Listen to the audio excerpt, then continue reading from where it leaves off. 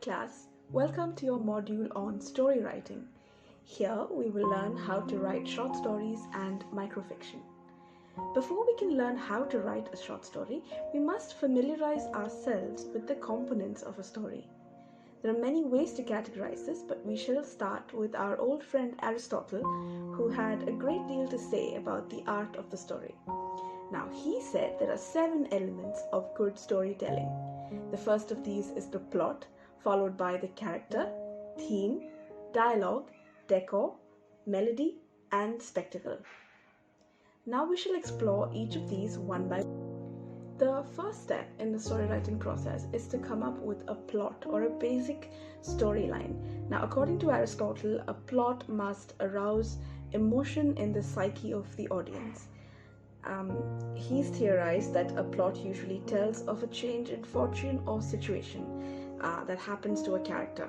The only kinds of change, he said, are from bad to good or good to bad. Now, it's really important to understand that a plot is just the basic storyline and you haven't defined the setting, characters, theme of the story, etc. There are a handful of plots that you will find are repeated across time and geography and cultures. We will learn some of these plot formulas later on in this course. Now, once you have an idea of the plot of your story, you then start working on the characters. The characters are your personalities that play a central role in the story. Now, they can be people, animals, objects, or even abstract ideas. The primary characters of a story are called the heroes.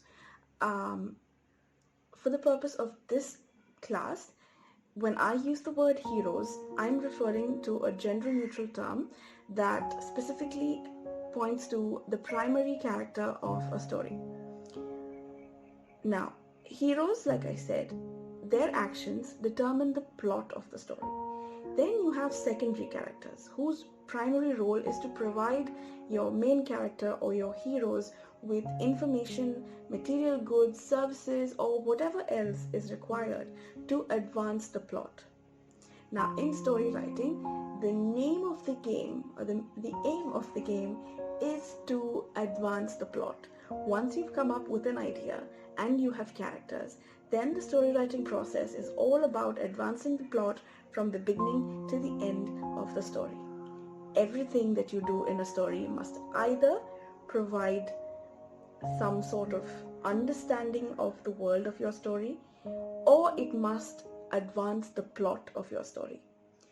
If something that you write doesn't do either of these, then you might want to avoid doing that because you will just have to edit it later on.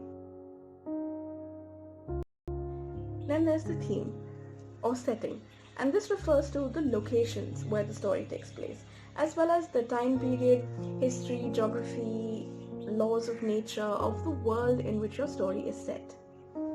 The theme has a great influence on the way a plot is perceived, and it makes it possible for us writers to reuse plots. Now, if you remember, I said earlier that there are only a finite number of plots in the world, and storytelling eventually comes down to the way different people use these plots in different ways to retell the same kind of story.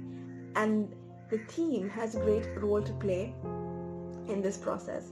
For example, you take the basic plot line of a main character or a hero going on a difficult and challenging journey spread over many stages to defeat a great larger-than-life villain. If the story were to be set in the fantastical realm of Middle-earth, then you have The Lord of the Rings and The Hobbit by Tolkien. If the same plotline is set in a futuristic space empire, then you have Star Wars. If the same storyline is set in a magical school in Scotland, then you have the story of Harry Potter. And if the same storyline is set in a fantasy version of medieval India, then you have the storyline of Bahubali. Then there's diction. Now, diction refers to the choice of words in a story. This could be in the conversations between characters as well as the narrator's dialogue. And this is important for building the characters of a story.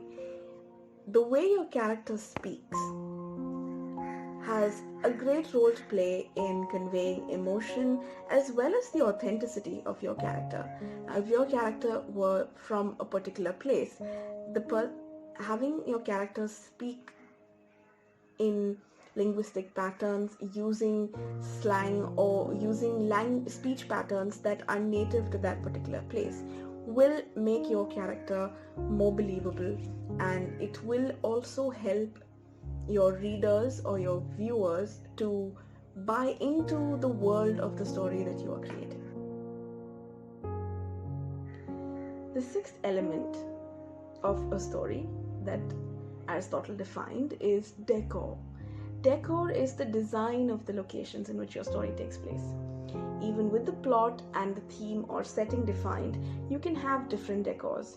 You can have a very detailed one where you get the feeling of a rich and energetic world like Lord of the Rings, or it can look raw and comic-like, a graphic novel-like in Sin City. But it can also focus mainly on the characters and, leave the rest of it out as well. By focusing on characters, I mean what they wear, where they live, what it looks like, what the world they inhabit looks like.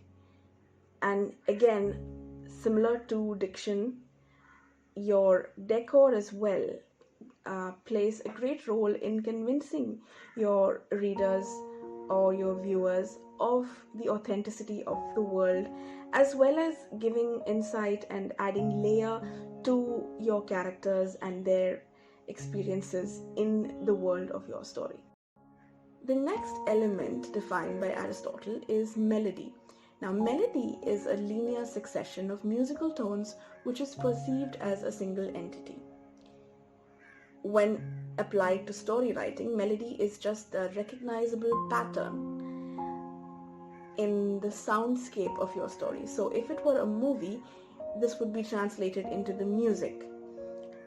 Whereas if it is a story, then it comes down to the soundscape that you create, which includes the pattern of and the rhythm and the cadence of the words in your story, as well as the auditory effects that you capture, the nature sounds, the atmospheric sounds. All of this that you bring into your story forms the melodic or the soundscape of your story.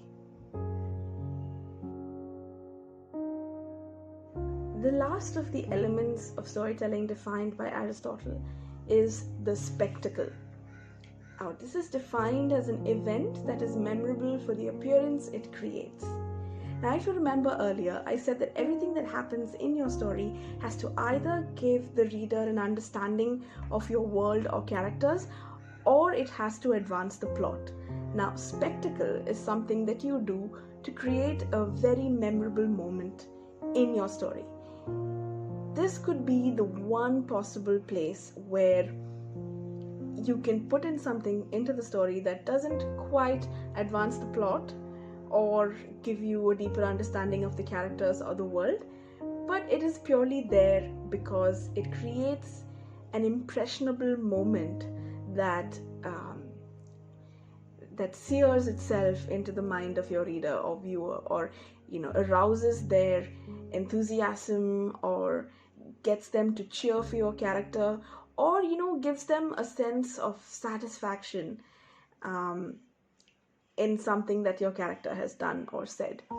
Now, in India and Indian storytelling, especially in our movies, we are familiar with these moments because these are the ones where you feel like clapping or standing up and whistling when a character does something. It could be a dialogue that is said, it could be an action that is said, and these moments of spectacle sometimes play a great role in making the story itself memorable and quite frankly more successful when published.